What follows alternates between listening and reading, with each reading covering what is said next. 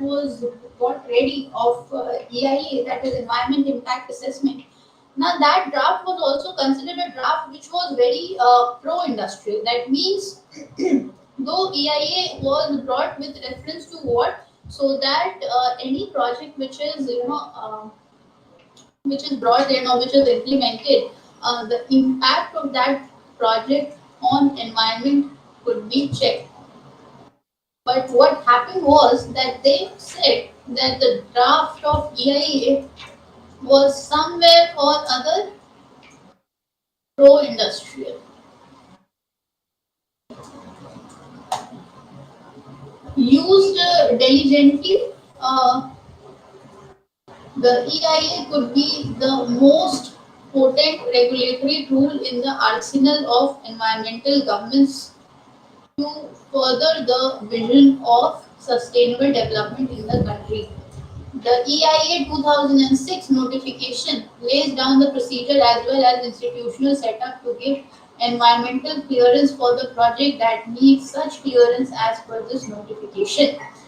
Now, an EIA is not required for many projects. Why? Because as they do not fall within the ambit of its notification. That means all the projects of constructional activities not required to be they require this EIA, that is environmental impact assessment, because they are not falling under that category. So what they are trying to say, or what the authors are trying to say, this notification has categorized projects under various heads such as mining, extraction of natural resources, power generation, and physical infrastructure. Unfortunately, the threshold limits beyond which EIA is warranted for all these projects is the same across the country. Now, despite all levels of government being acutely aware of the special needs of the Indian Himalayan region, the region's vulnerability, fragility have not been considered separately. Now, while some industries mentioned in the schedule to the notification cannot be set up in the IHR states. Now, what are those IHR states? Your Indian Himalayan region states. Why? Due to the industrial policies of the respective states, other industries and projects have to meet the same threshold in the rest of the country. Now, even draft 2020 notification, which was floated for public discussion, does not treat the Indian Himalayan region differently than the rest of the country and is not cognizant of the special development needs of Indian Himalayan region. That means that draft also doesn't considers that Indian Himalayan regions are regions that need differential treatment from the rest of the India or the rest of the country. So they say that there is absolutely no need for differential treatment to these IHR region, that is Indian Himalayan region. Now, what are the flaws in the graded approach? The Indian regulatory system uses a graded approach, a differentiated risk management approach, depending on whether a project is coming up within a protected forest,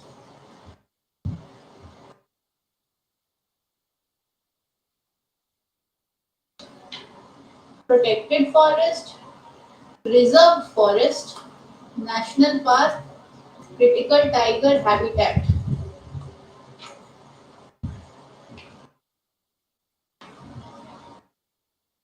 The stringency of the environmental conditions proposed in terms of reference at the coping stage of EIA process is proportionate to the value and sensitivity of the habitat being impacted by the project. One unfortunate miss from this graded approach for differentiated risk management has been the IHR, that is your Indian Himalayan region. Despite its special needs and as an area of immense ecological importance to the entire country, this region is treated like any other part of the country. While categorizing projects, it is important that the impact of all such projects and activities are seen in your Indian Himalayan region in the context of these regions' fragility and vulnerability. Vice versa, in ecology and environment should be studied. Now, we have enough systematic understandings that the Himalayas are inherently vulnerable.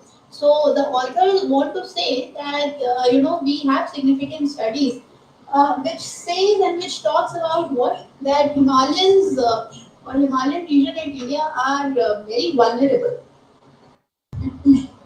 So, the Himalayas are inherently vulnerable to extreme weather conditions such as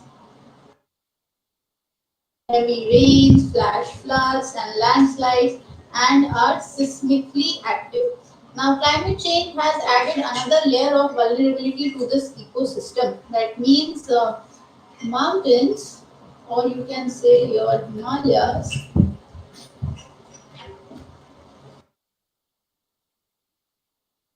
along with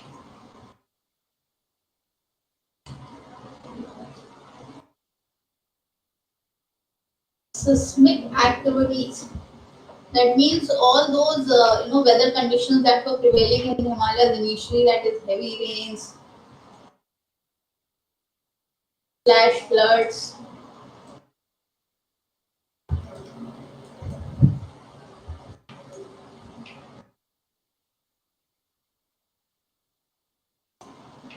So all these activities and along with the seismic activities,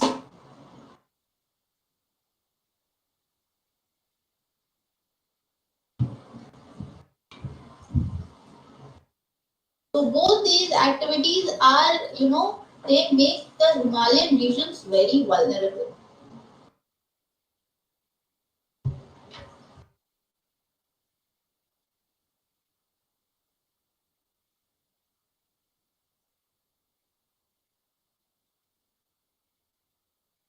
Right? Now, despite this understanding of fragility, despite this understanding of fragility and vulnerability of the Himalayas, there is no mention of different set of environmental standards needed if project is located in the Indian Himalayan region. The increasing frequency with which the Himalayan states are witnessing devastation every year after extreme weather conditions shows that the region is already paying a heavy price for this indifference.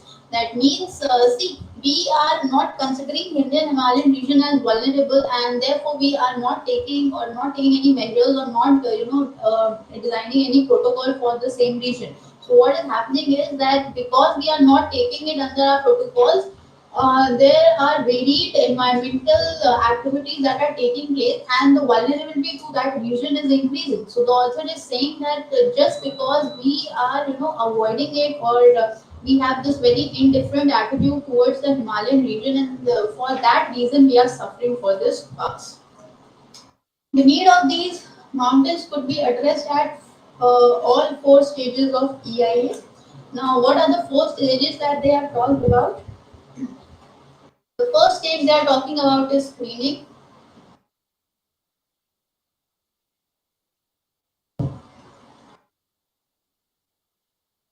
So the first stage is your screening. The second stage is your scoping.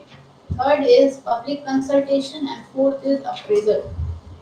These are your four stages of EIA.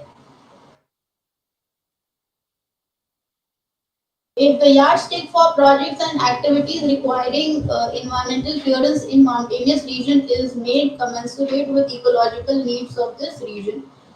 Now, general conditions mandated for all projects at the end of notification could also have had a clause about Indian Himalayan regions or mountains above a certain altitude with some specified characteristics that could increase the liability of project proponent. Now, what is the EIA? That is Environmental Impact Assessment. Now, there is no regulator at national level, as suggested by Supreme Court of India in 2011, in Lafarge Union Mining Limited, Tamil Nadu, Govardhan Perumal versus Union of India to carry out an independent, objective, and transparent appraisal and approval of projects for environmental clearance and to monitor the implementation of the conditions that laid in the environmental clearance. Now, the EIA process now reacts to development proposals rather than anticipating them. Due to the fact that they are financed by project proponent, there is a viewing in favor of the project. The process now does not adequately consider cumulative impacts as far as impacts caused by several projects in the area are concerned, but does to some extent cover the project's subcomponent or ancillary developments. That means these are certain things for which EIA reacts to.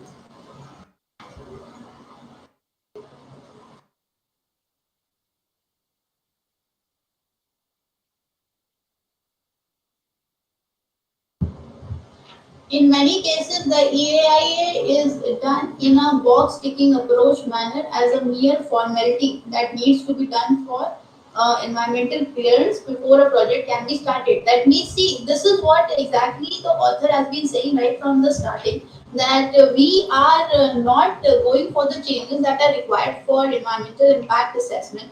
For example, we have not considered the Himalayan regions as vulnerable regions, and even though they need to be, come under vulnerability, other than that, they have said EIA is just a box ticking. EIA is just for a box ticking approach. That means it is just treated as a formality that need to be done for environmental clearance. That means we are not taking it as seriously, or you can say the purpose for which EIA was brought in.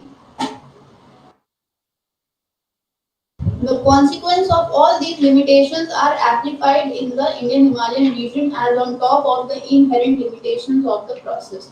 The EIA process is not at all cognizant of the special needs of the Indian Himalayan region.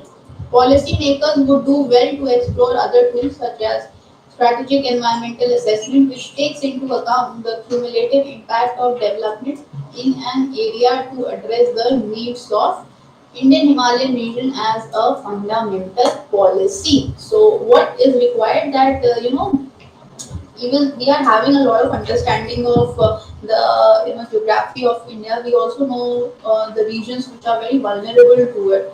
But then also we have been drafted EIA as per the demand of the environment. We have just kept it as a formality. So what is author demanding is that we need to make certain changes and we need to make policymakers accountable for so. And there should be changes that need to be done at strategic level for what? For environmental assessment.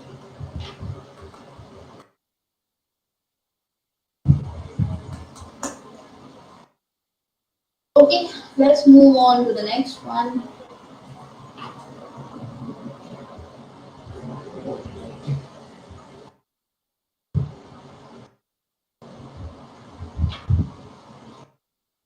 Confronting the longer risk of artificial intelligence.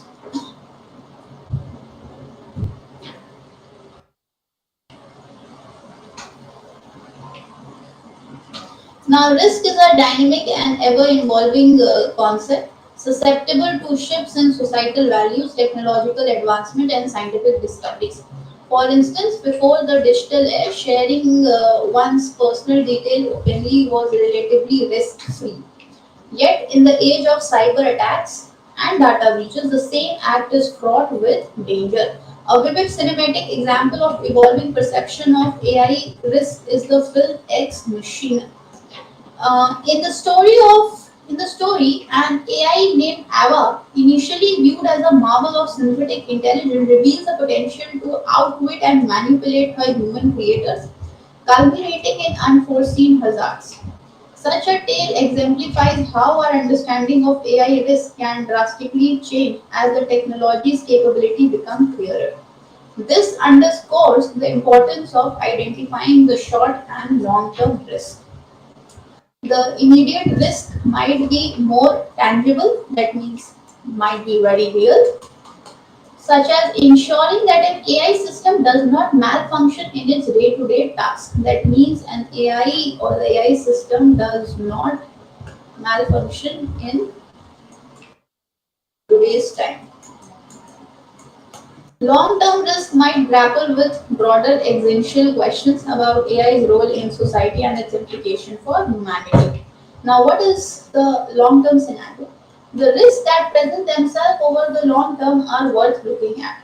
Yuval Noah Harari has expressed concerns about the amalgamation of AI and biotechnology. That means a more broader perspective, AI with biotechnology is coming on. Now, what is this highlighting? This is highlighting the potential to fundamentally alter human existence by manipulating human emotions, thoughts, and desires. That means AI, with respect to biotechnology, is has a potential of what to alter human existence. And how is this possible? By manipulating human emotions.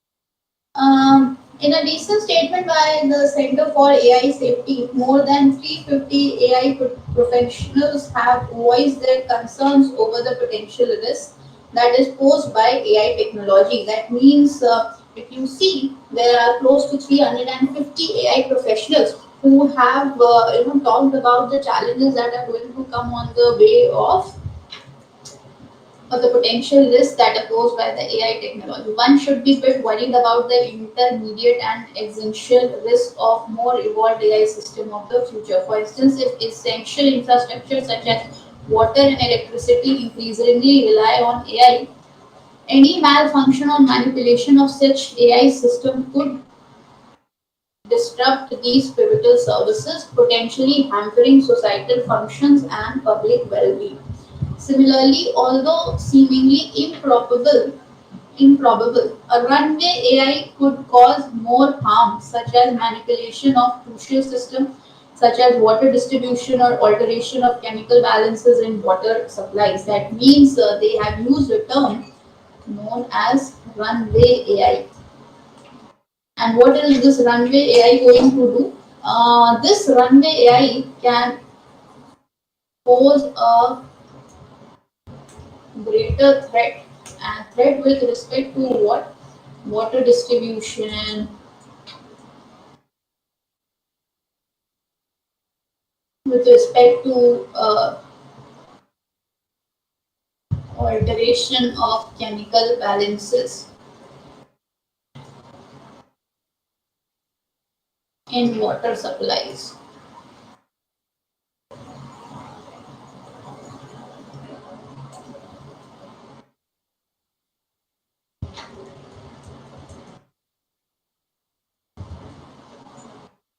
Which may cause catastrophic repercussions even if such probabilities appear distant. Now, AI skeptics fear these potential existential risks, viewing it as more than just a tool, as possible catalyst for dire outcomes, possibly leading to extinction.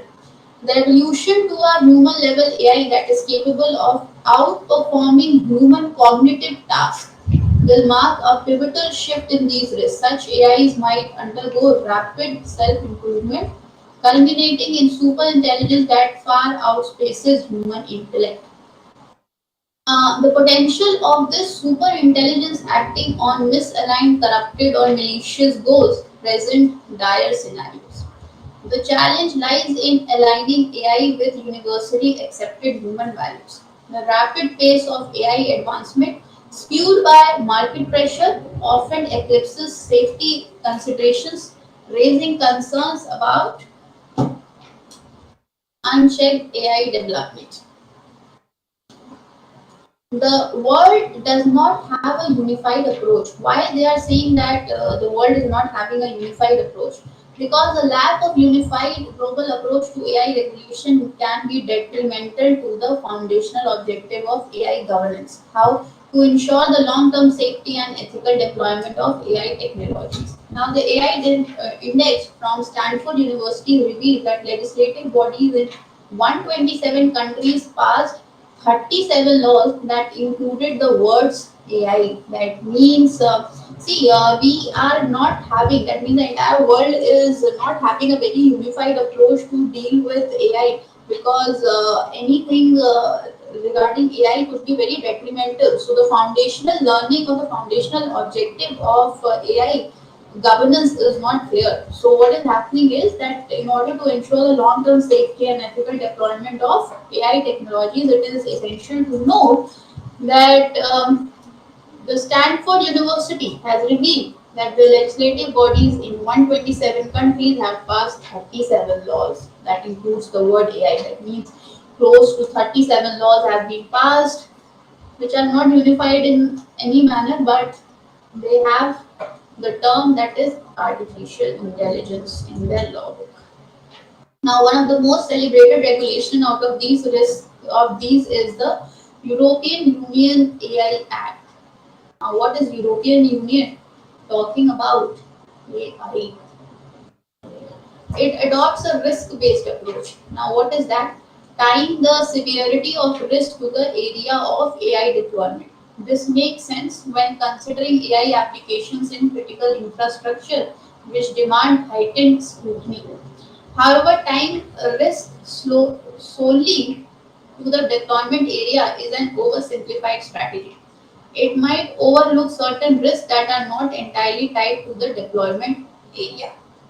Therefore, while the area-specific approach is valuable, a more holistic view of AI risk is necessary to ensure what comprehensive and effective regulation and oversight. However, there is a conspicuous absence of collaboration and cohesive action at international level, and so long-term risk associated with AI cannot be mitigated. If a country such as China does not enact regulations on AI while others do, it would likely gain a competitive edge in terms of AI advancement and deployment. Now, what they are saying is, see, anything associated, with AI cannot be mitigated.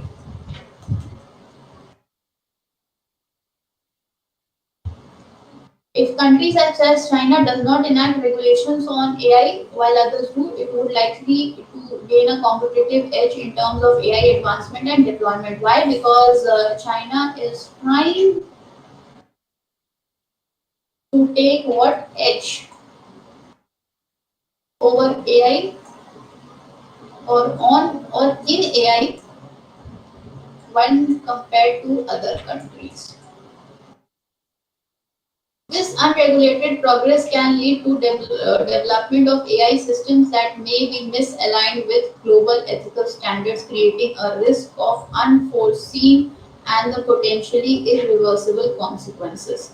This could result in what? Destabilization and conflict, undermining international peace and security. That means, see, it is very important to draft regulations with respect to AI, because if that's not happening, what is going to happen? There will be a lot of destabilization and conflicts that would be taking place, and this would undermine peace and security of the region.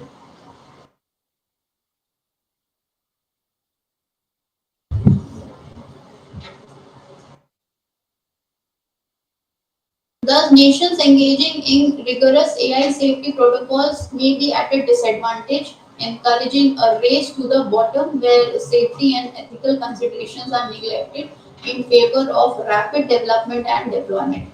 This uneven playing field can inadvertently encourage other nations to loosen their regulatory frameworks to maintain competitiveness, thereby further compromising global AI safety.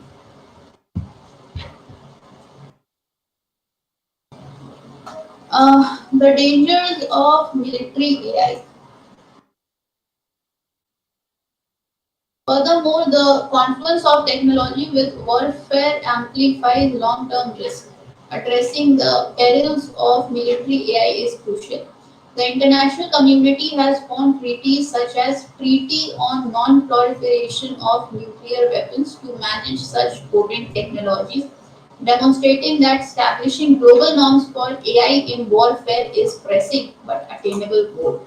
See, time is very close when we will be using. In fact, today also in some or other form we are using AI in the warfare, and the time is very near when the entire war is going to happen through AI. So, in that case, what is going to happen is that we need to set global norms demonstrating on which AI need to work, because that would prove to be very deadly if we don't have these protocols on our way.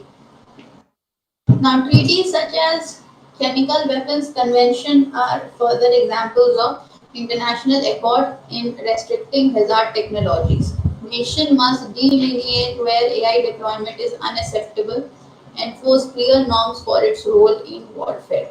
Now, in this ever-evolving landscapes of AI risk, the world must remember that our choices today will shape the world we inherit tomorrow. So we need to work on what, on the long term risk of AI, because it might cause a lot of risk or perils because of use of AI in military warfare. Fine. Now what else? Let's move on to the next one.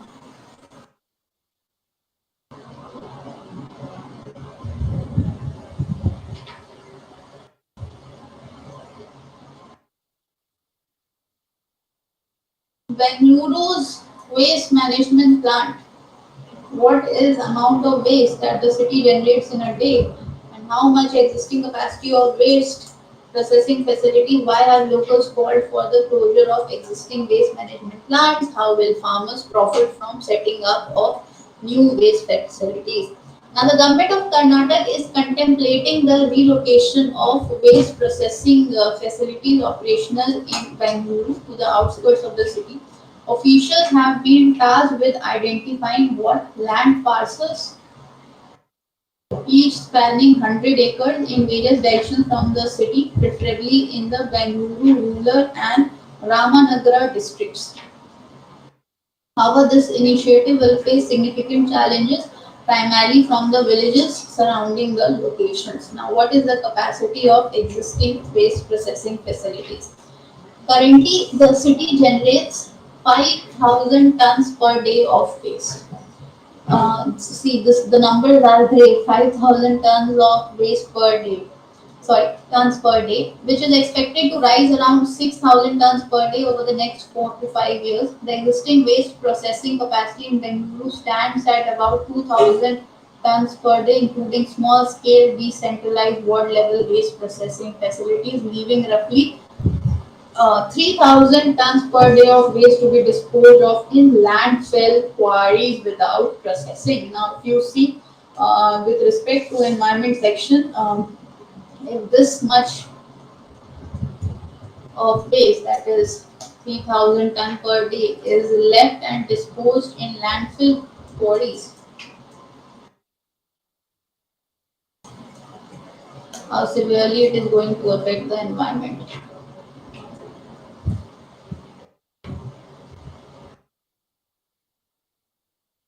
It is due to this capacity shortfall that Bangalore has made the decision to identify locations of for 4 additional waste processing facilities outside the city. Now, how have the existing facilities performed? Historically, composting facilities at most waste processing sites set up by the Bruhat Bengaluru Mahanagar Palike, such as Kudlu, Mavalipura, Mandur, Lingari, Nahali, Kanhali, Sigali, have encountered strong opposition rooted largely in the inefficient operations at these plants. The plants have indeed consistently received more waste than their design capacities and have operated at less than 50% efficiency. Now, what are the issues posed by existing plant? That means the plant that is to check the waste management or to have the waste management. It is crucial to make sure that cities' waste processing capacity is increased to handle 6,000 of tons per day of waste through a combination of centralized and decentralized processing system. This expansion should ensure that no facility receives more waste than it is designed capacity. By increasing the capacity and ensuring that waste deliveries are never more than the design capacity, it should be possible to mitigate leachate and odor issues as well. Now, what is happening, or what do you think? How is this technology going to work? So the technology of the choice should be composting of fresh waste, which is also suitable to the weather condition of Bangalore. About 60% of the waste is biodegradable wet waste.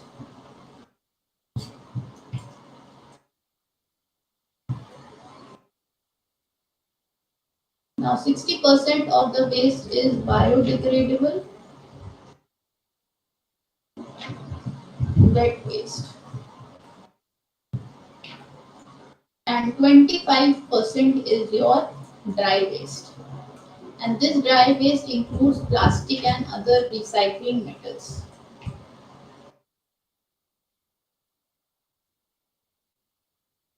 materials. And the remaining 15% consists of inert materials such as silt and stones. Each facility should be designed to incorporate a 600 tons per day waste composting facility, a 250 tons per day material recovery facility to manage dry waste, and a 150 ton per day scientific landfill to dispose of the inert action. Now, how should local concerns be addressed? Now, addressing odor and the leachate concern is paramount. Those plants should have tertiary level facilities to treat leachate and ensure they are properly treated, making them suitable for internal use. Now, what is the main cause of odor in the waste processing facility is the high moisture content in the material when it is being composed. That means the odor problem that is there, it is because of the moisture content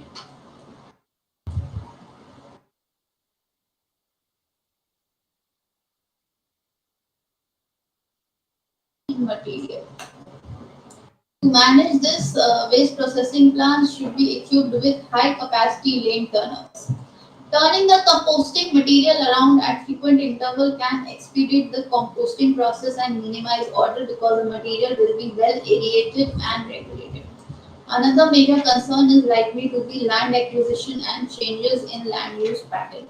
The next one is considering the new plants will have to be set up quickly.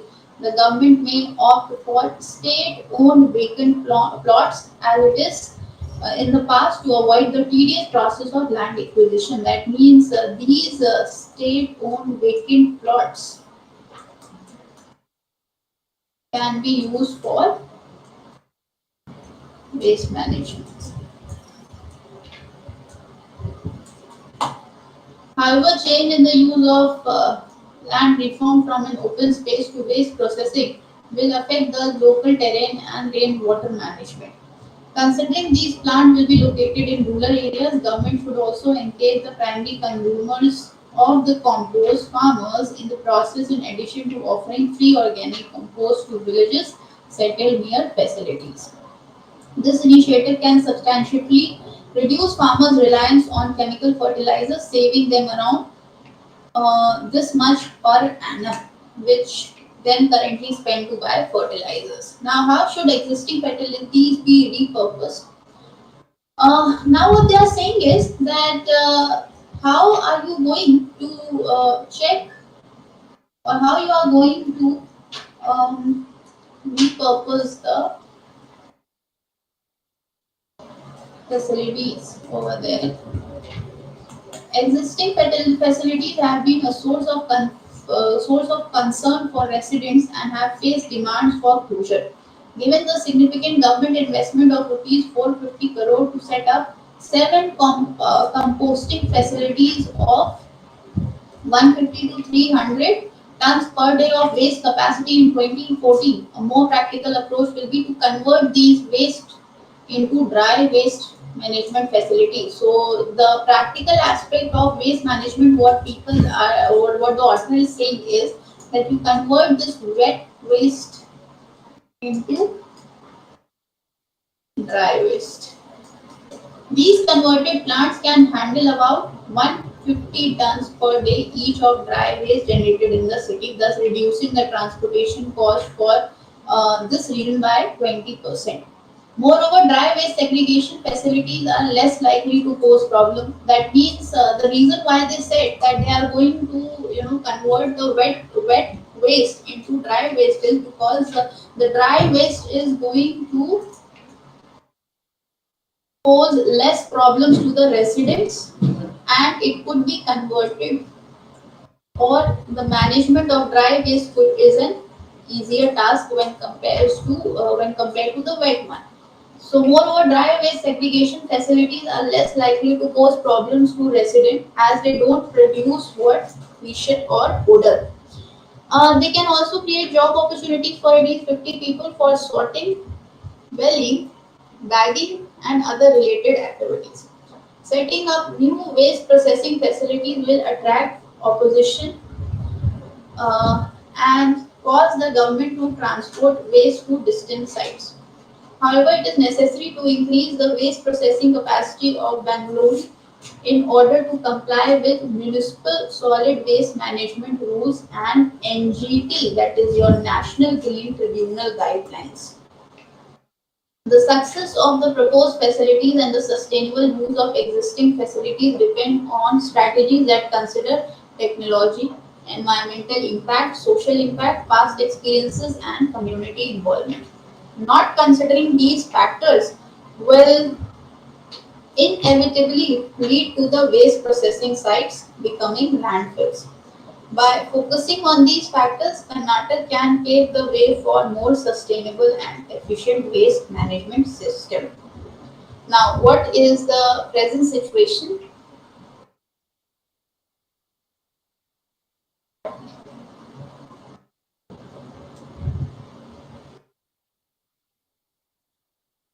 The present situation of unprocessed waste disposal in the city and rampant use of chemical fertilizer in rural areas can also be ameliorated by setting up and operating scientific waste processing, which will benefit both city dwellers and rural residents. So, what is the author saying? That the present situation of the unprocessed waste disposal, that means that unprocessed waste and along with chemical fertilizer, this happens to be in the rural areas and this happens to be in urban areas.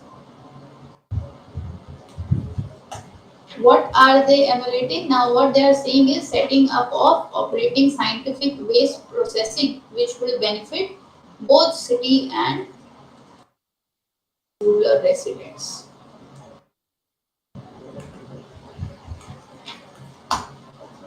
Fine. Now, this is with respect to the Bangalore waste management.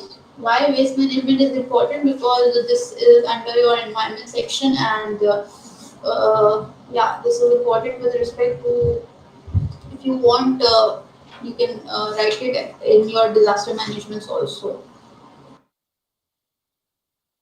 Okay, palliative care, a way to reduce financial distress for people with life-limiting diseases.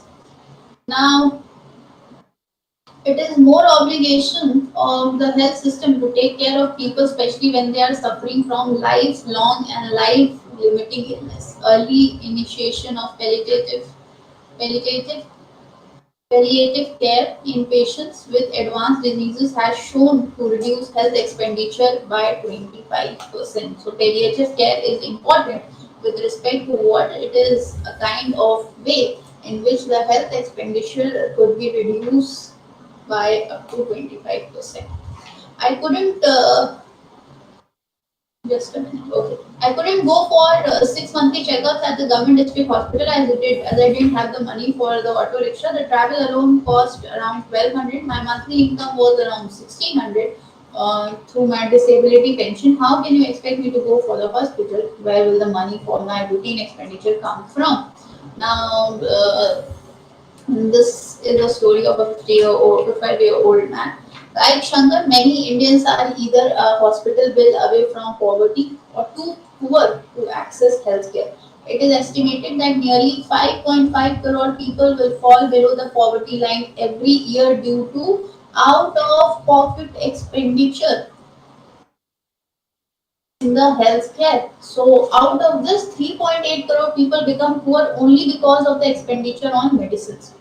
India is becoming the epicenter of non-communicable disease, and several of the patients with these diseases, like cancer, cardiac disease, renal failure, or stroke, will eventually reach an incurable stage. The rising cost of health. Non-communicable disease will push more and more people into poverty as they require lifelong treatment and periodic health checkups. However, the financial implications for a family associated with continuous treatment of these diseases often go unnoticed in our health system. This often leads to financial toxicity, wherein there is a risk of bankruptcy, disease treatment, foregoing or delays in seeking further medical care, poor quality of life, and poor survival. With only 1.3% of gross or GDP being spent on government health services, patients bear most of the health expenses. Even in government hospitals, where treatment is supposed to be free, the cost of travel purchasing medicines that many a time are out of stock in government pharmacies and loss of wages due to absence from work contribute to financial toxicity. Okay, so this is a case study. If you want, you can, this could be quoted. Now, what is the importance of palliative care or palliative care? The palliative care is a branch of medicine that looks at improving the quality of life of those having life-limiting illness like cancers, end-stage kidney diseases, debilitating brain disorders, complication of diabetes, heart diseases, among others. It is different from other medical specialities as it focuses on alleviating uncontrolled symptoms of incurable illness. Now, what is happening is it takes into consideration not just the physical dimension of health, but also actively looks at the social and economic realities of the patient and family. Early initiation of palliative care in patients with advanced diseases has shown to reduce health expenditure by up to 25%. Palliative care is provided through outpatient visits, inpatient visits, home-based care. Home-based care reduces the cost of seeking care as homebound patients no longer have to travel to seek health care. So if you see, most of the thing that they are focusing on is your home-based care in the palliative care.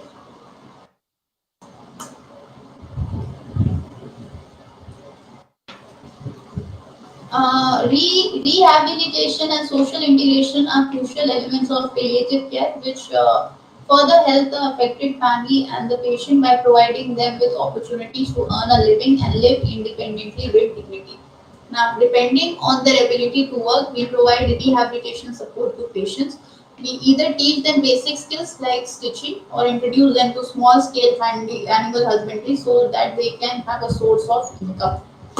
Now, what is lack of investment in palliative care?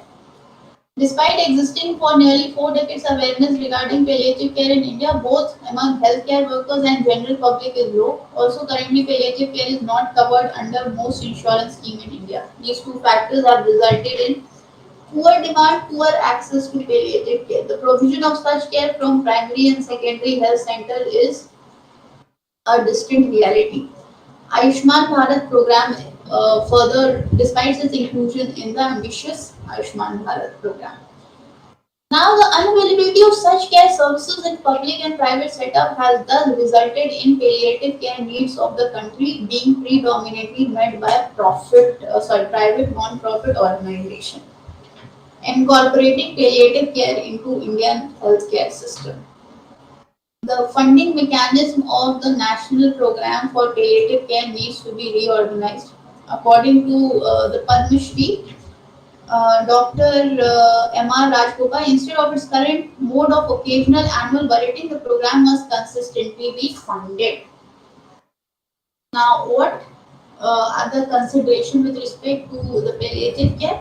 Considering that palliative care is known to save money for both patients and the provider, its provision in public health center would help the government not only in saving money but also in protecting people from avoidable health expenditures.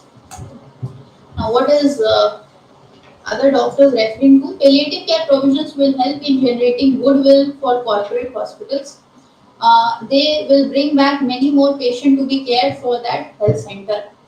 But as opposed to the bed being occupied for a long duration by a patient with poor disease outcome, the bed could be used to save the life of the people. See, what is happening is that if you are going to bring these patients into the hospital, they will lie down for a long period of time. So their occupancy of the bed is happening. So that need to be checked on. Why? Because that bed could be used to save the lives of the people, multiple lives with better disease outcome. This would increase the turnover rate of admissions in ICUs, helping the corporate hospital in generating wealth. That means this is becoming what? A profit oriented business.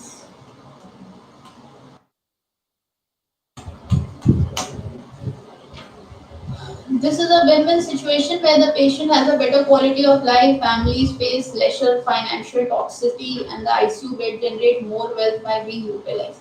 It is a more obligation of the health system to take care of people, especially when they are suffering from lifelong and life-limiting illness. It's high time public and private healthcare providers realize the high returns of investing in palliative care and prioritize it.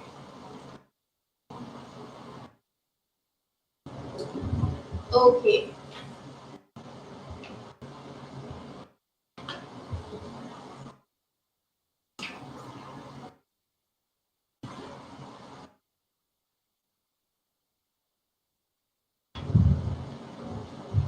Now, this I have been covering with you this news.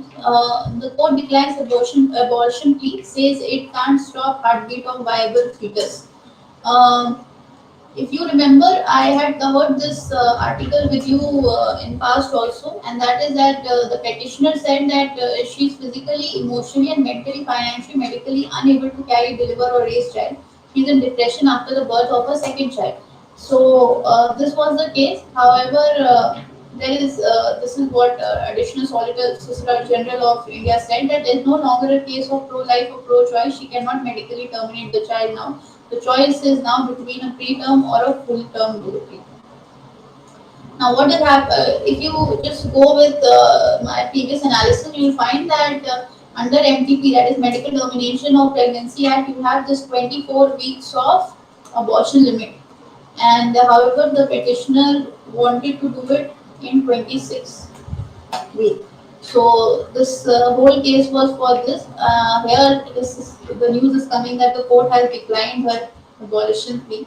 So let's wait for the editorial for this to come. Then we could better talk about it. Now, Gaganyaan test flight to commence. So you need to know about the Gaganyaan and what is the mission of the Gaganyaan. Then what is the TVD1, etc. So this is important with your science and tech section.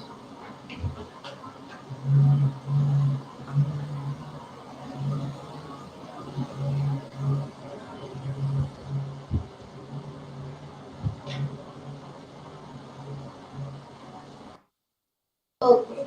So thank you so much. I think I have covered enough of the news today. Thank you.